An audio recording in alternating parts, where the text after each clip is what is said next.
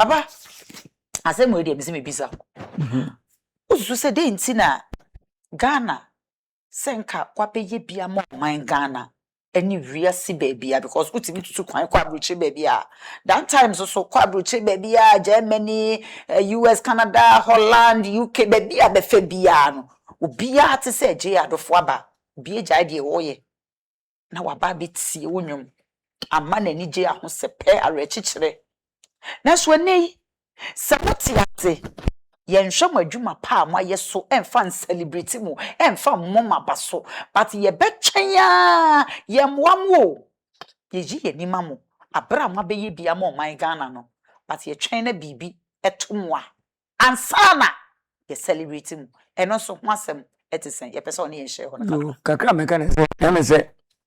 we de menam konya we so you na me de aseda kese pa ma president awo tisu sesi President Mahama. Yeah, papa. Papa ti me yare no. Busumi biara. Oba enu beautiful. Ebre misika. Wow. Me fa nkoto duru. Esa mam ebre provisions. Hey. I just was feel say o team nka o ma beautiful. Yes, I didn't be seen nyina oda so ye.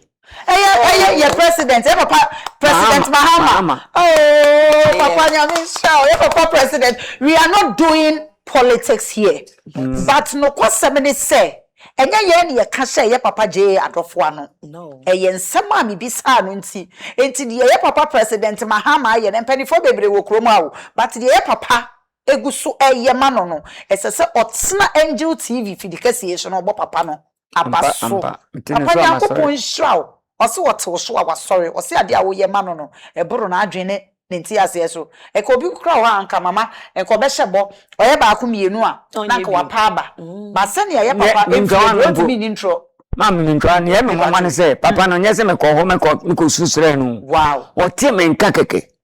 And was my beautiful the bar mention. Oh, wow. Mr. Beautiful should you beg do nyame nhra wate. Me nu abenyin. Nyame nhra baby e wo wate. Papa yeti o. Ntino papa no waya de papa. Ye kana kuma kwa we mama no. Amama hu se we nyame nipa. Nyame nhra na pa.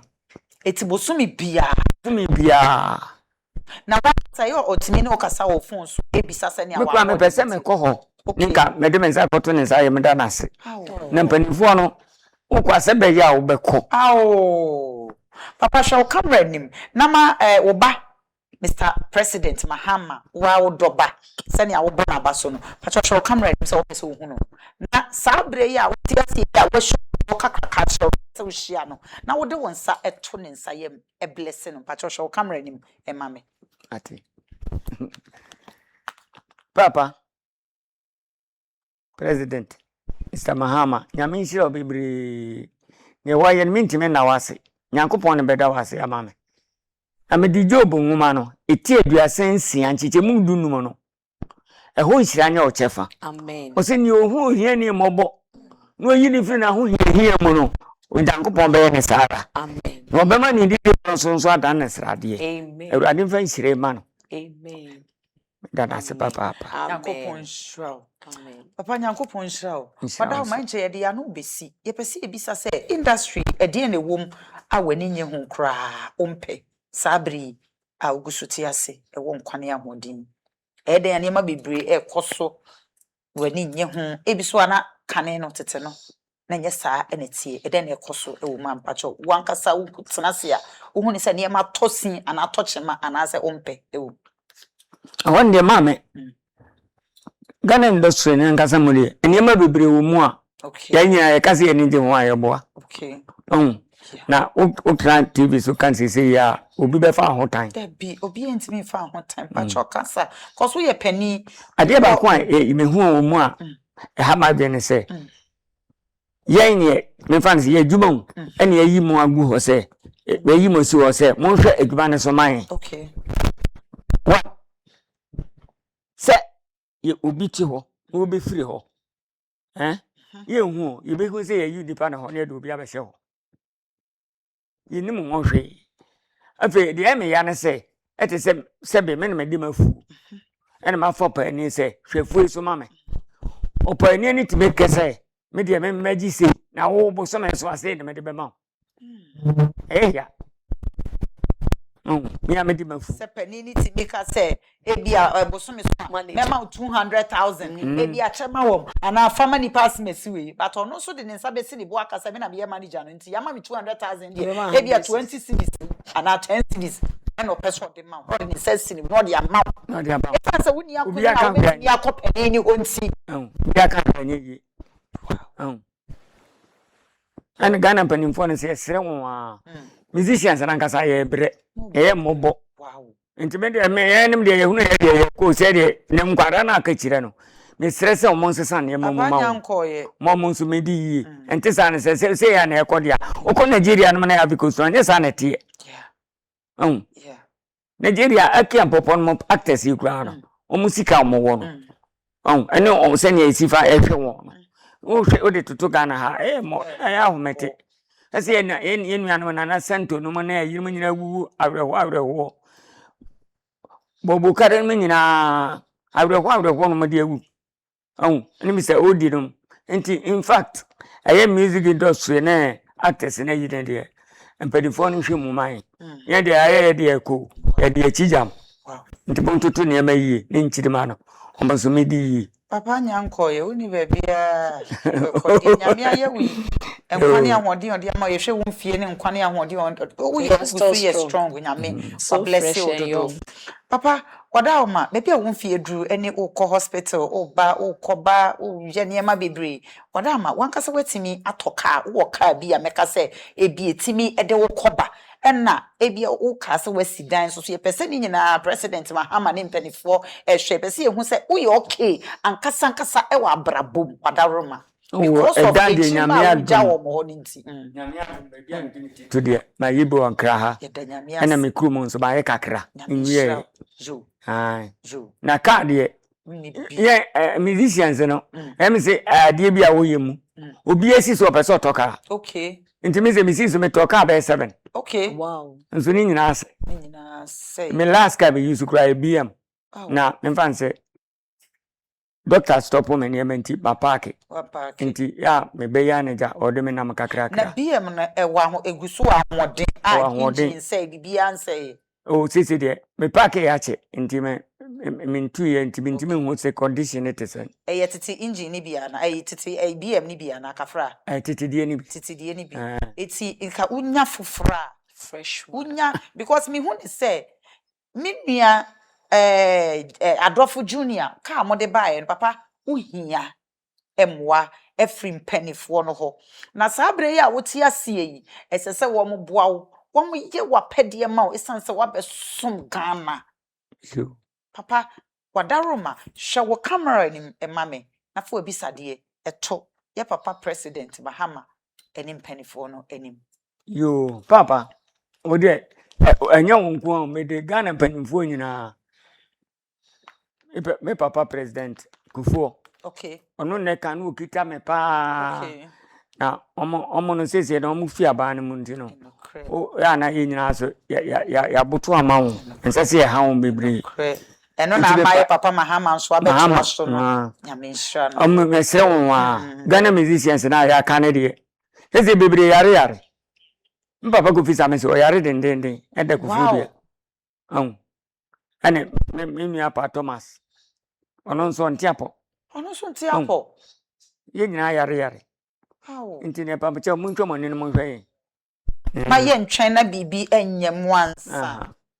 papa wadaroma ye be wrap up oba Adofo Junior wadaroma eden kakra na abetimi aka afa adanse kakra be na abetimi edi afa oba no Adofo Junior konfini de emese enyankopon na yi na mame okay if is edumre bi a me banfo ni nyina ejaare ani chese memen so no se ga edus ebedu sa stage ya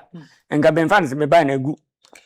onso me be e de ayi computer school kura wow onse da menye wajuma ni bia na me ne me se me mpene because ye adwuma no ye siso no enemre de onwa fa ne ma easy e kan no ni edututo no mo wugum awu ba hwe ya obi betimi ase wo life into o kan so obebo ba me se no also so Ujankopon nyina wa chipa na se woni ba bi e bo ho ban a ibe twa nkwa na so ama no de ho pa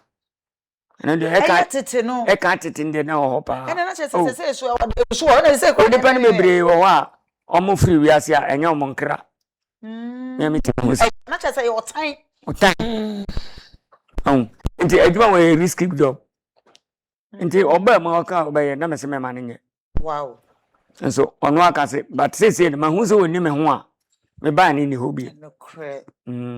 nti se band no egusu wo awo bi a wo pe no bia na se wo pe mu bia no utimi frɛ so gira ho ona nyawade ade wo me ho kwa se oya ma me se to me nyum se ne me to no pepepe ena otie ma sem no cre otie ma sem obuade na obre ne ho ase na ne ho jododo